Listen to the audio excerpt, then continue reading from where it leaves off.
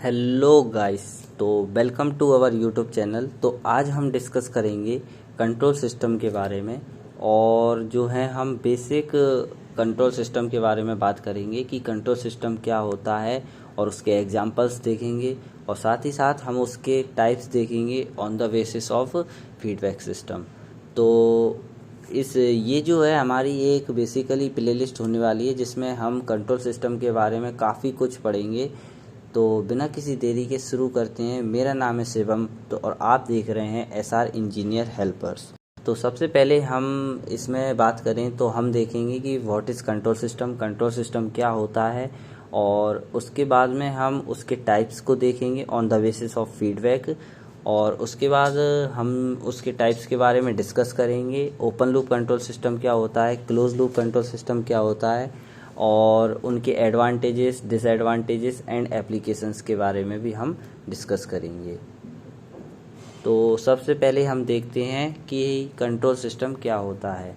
तो जो भी हमारा कोई भी सिस्टम रहता है उसमें जो हमारी कोई भी डिवाइस जो है उसका जो बिहेवियर रहता है उसको मैनेज करना, कमांड करना, डायरेक्ट करना और रेगुलेट करना, ये जो सारी चीज़ें हैं वो हमारा कंट्रोल सिस्टम करता है। और ये सब करने के बाद में वो जो है हमें एक डिज़ायर्ड रिस्पॉन्स देता है आउटपुट पे। जो हमारा कंट्रोल सिस्टम रहता है उसमें जो कोई भी सिस्टम का बिहेवियर रहता है वो जो है हम डिटरमाइन करते हैं किसकी मदद से, डिफरेंशियल इक्वेशन की मदद से। आज जो जितनी भी स्मार्ट डिवाइसेस हैं उनमें जो है हमारा कंट्रोल सिस्टम इम्प्लीमेंटेड रहता है। उनके एग्जांपल्स हम देख सकते हैं, traffic light system, washing machine, rocket launching system, refrigerator, AC और ऑटोमेटिक आयरन्स। ये सारे जो हैं हमारे एग्जांपल्स हैं कंट्रोल सिस्टम के, और ये सारे जो है आजकल जो हैं स्मार्ट डिवाइसेस हैं जिनमें हमारा कंट्रोल सिस्टम इम्प्लीमेंटेड रहता है। तो अब हम देखते हैं कि जो हमारा कंट्रोल सिस्टम रहता है उसका बेसिक ब्लॉक डायग्राम क्या होता है। तो कोई भी सिस्टम हो उसमें हमारे दो इम्पोर्टेंट चीज़ें होती हैं, एक होता है हमारा इनपुट और एक होता है हमारा आउटपुट। उसके अलावा जो है अगर हम देखें कंट्रोल सिस्टम में, तो कंट्रोल सिस्टम में जो रहता है एक कंट्रोलर रहता है और एक जो रहती है हमारी मेन डिवाइस या सिस्टम रहता है जिसको जो है हमें कंट्रोल करना होता है। तो क्या करते हैं इसमें, हमारा जो कंट्रोल सिस्टम रहता है इसमें जो है कंट्रोलर रहता है वो क्या करता है, हमारे इनपुट को कंट्रोल करता है, और उसे कंट्रोल करने के बाद में जो है वो उसे डिवाइस या सिस्टम में देता है और हमें एक डिज़ायर्ड आउटपुट मिलता है। तो इस तरीके से जो है हमारा कंट्रोल सिस्टम काम करता है। तो अब हम आगे देखते हैं। तो जो हमारा कंट्रोल सिस्टम रहता है अब हम उसके टाइप्स देखते हैं। तो बेसिकली कंट्रोल सिस्टम के जो हैं वो दो टाइप्स होते हैं on the basis of feedback, open loop control system and close loop control system. तो एक एक कर इनको देखते हैं। तो सबसे पहले हम देखते हैं ओपन लूप कंट्रोल सिस्टम को। तो हमारा ओपन लूप कंट्रोल सिस्टम क्या होता है, तो the system which follow its input signal regardless of the final result is known as the open loop control system.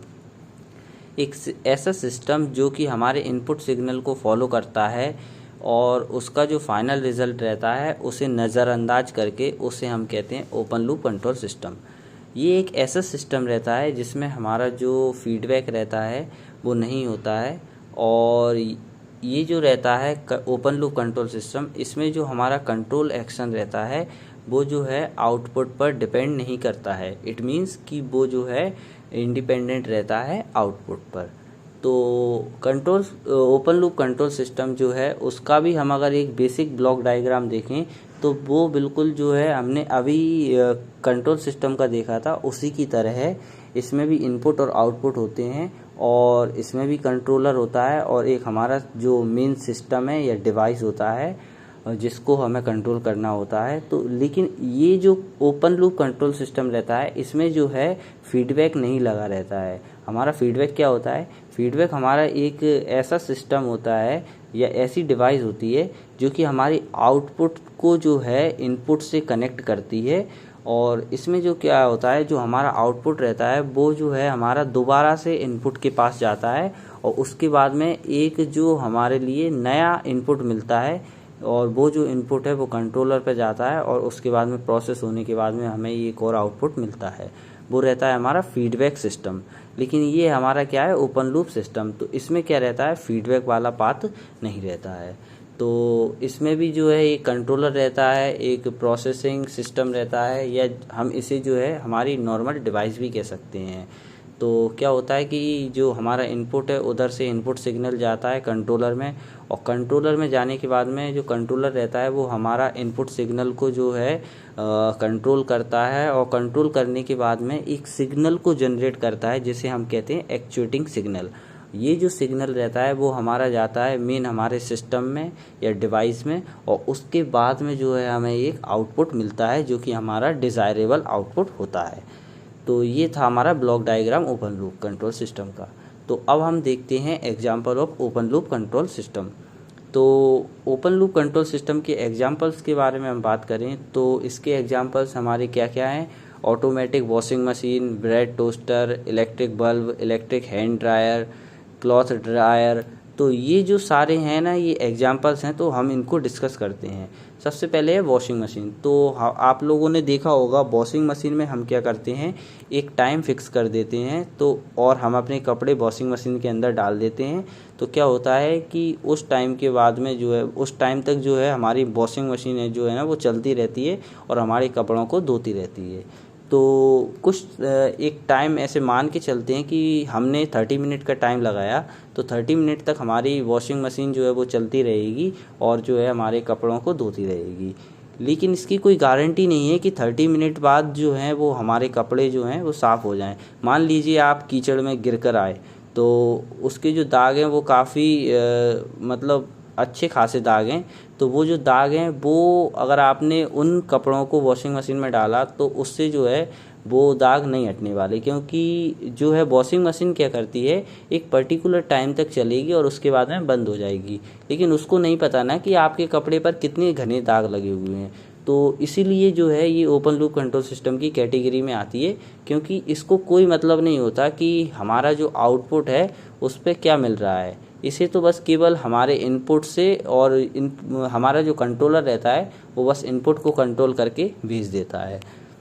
तो ये हमारा एग्जाम्पल है, वॉशिंग मशीन जो है वो ओपन लूप कंट्रोल सिस्टम का एग्जाम्पल है। ऐसे ही हमारा ब्रेड टोस्टर हुआ, इलेक्ट्रिक बल्ब हुआ, इलेक्ट्रिक हैंड ड्रायर हुआ, इलेक्ट्रिक क्लॉथ ड्रायर हुआ। जैसे कि हैंड ड्रायर की बात करें तो आपने जनरली शोरूम वगैरह में या कोई मॉल वगैरह में देखा होगा कि जो हमारे टॉयलेट्स रहते हैं उनमें जो है एक हैंड ड्रायर लगा रहता है, कि जनरली अपन हाथ धोते हैं और हाथ धोने के बाद में हाथ गीले रहते हैं, तो उनको जो है सुखाने के लिए हैंड ड्रायर लगा रहता है। तो हम क्या करते हैं, हैंड ड्रायर के नीचे हाथ रखते हैं, तो हमारा क्या होता है कि जो हाथ जो हैं वो उसमें से गर्म हवा आती है और उससे हमारे हाथ सूख जाते हैं।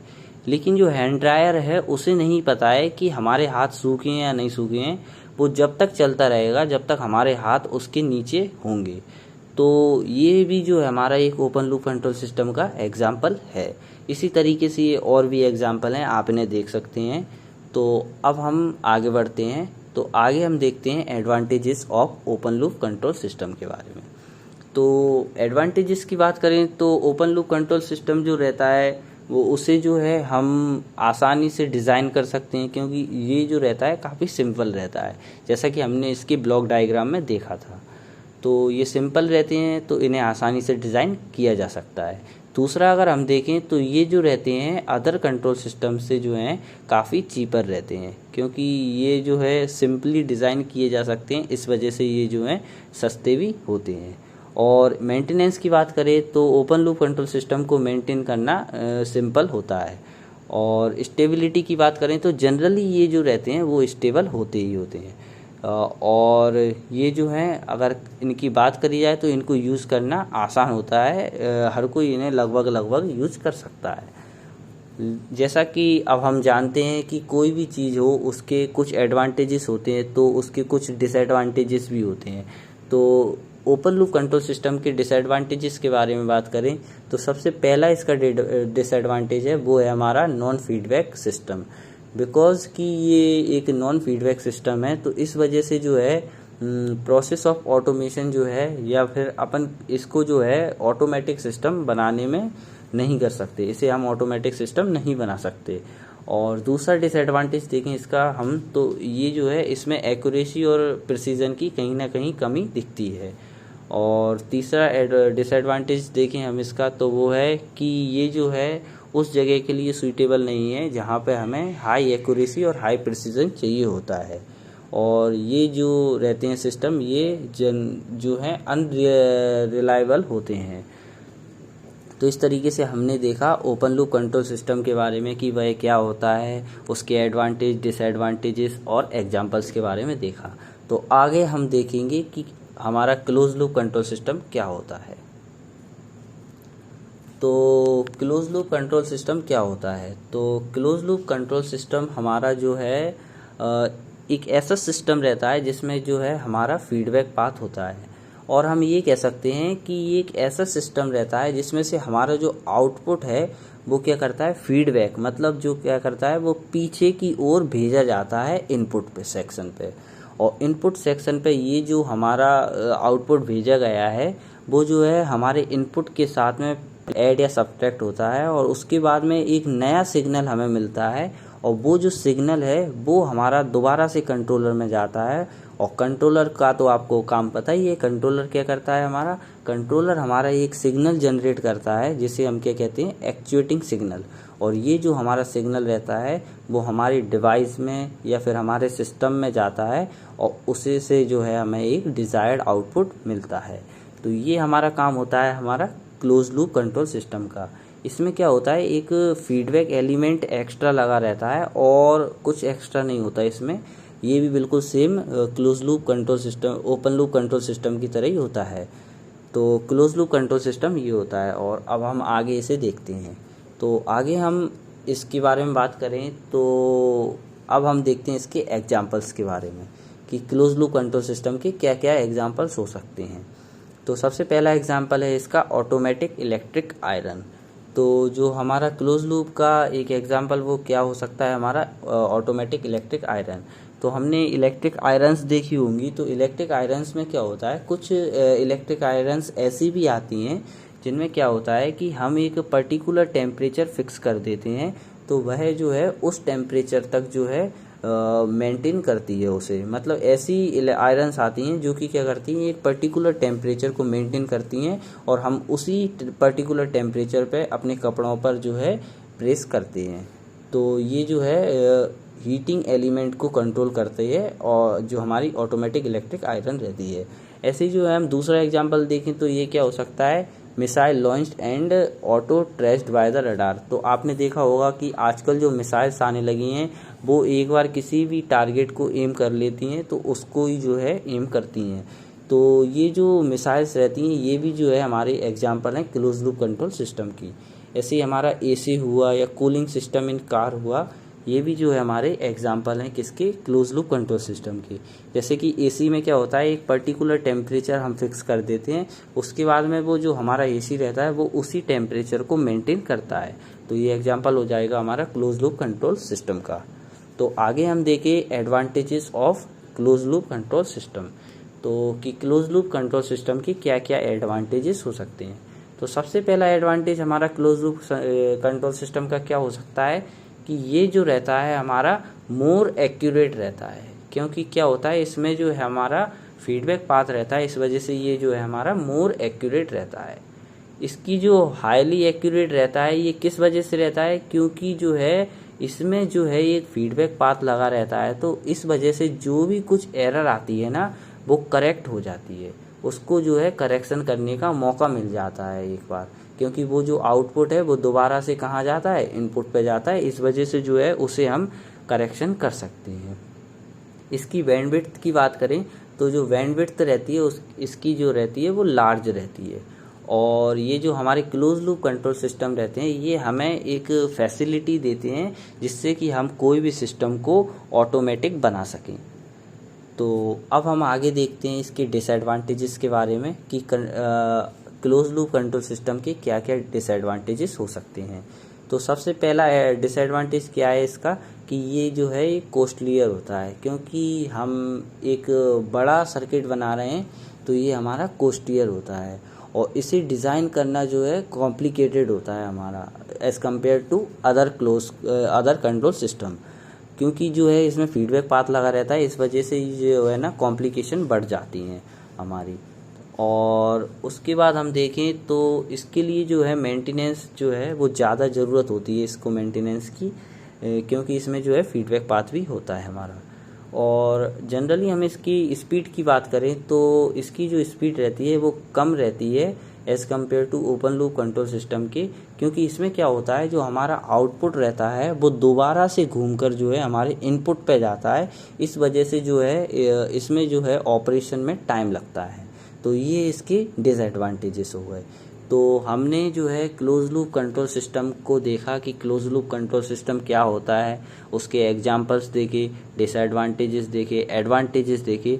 तो ये सारी चीज़ें देखने के बाद में अगर वैसे तो हम कंपैरिजन कर सकते हैं कि ओपन लूप कंट्रोल सिस्टम क्या होता है, क्लोज लूप कंट्रोल सिस्टम क्या होता है, लेकिन हम एक बार उसे देख लेते हैं कि कैसे हम उनको कंपैरिजन कर सकते हैं।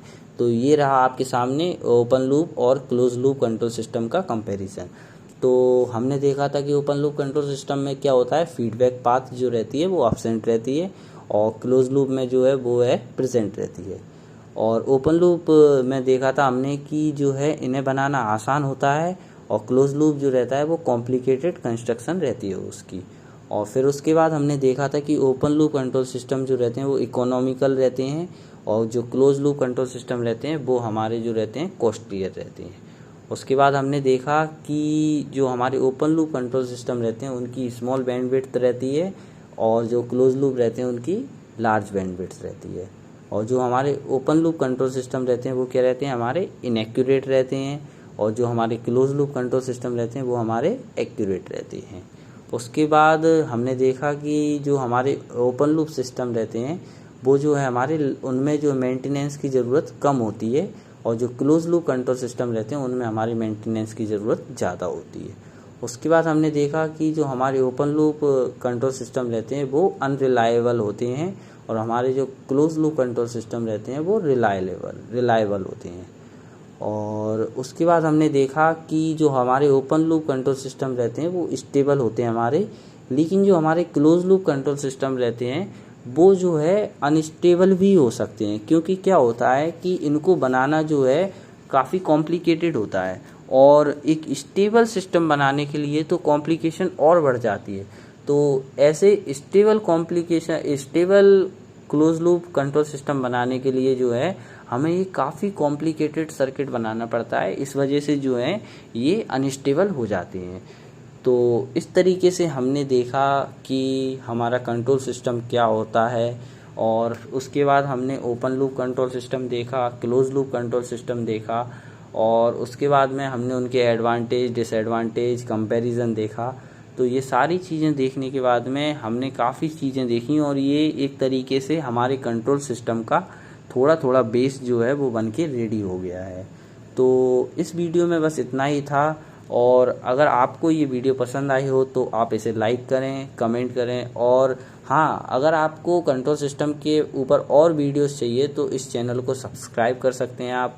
और अगर आपको कोई भी और सुधार की या करेक्शन की ज़रूरत हो इस वीडियोस में तो आप हमें कमेंट करके बता सकते हैं, हम उसको ज़रूर कंसीडर करेंगे। तो इस वीडियो में इतना ही, मिलते हैं अगली वीडियो में। Till then, good bye.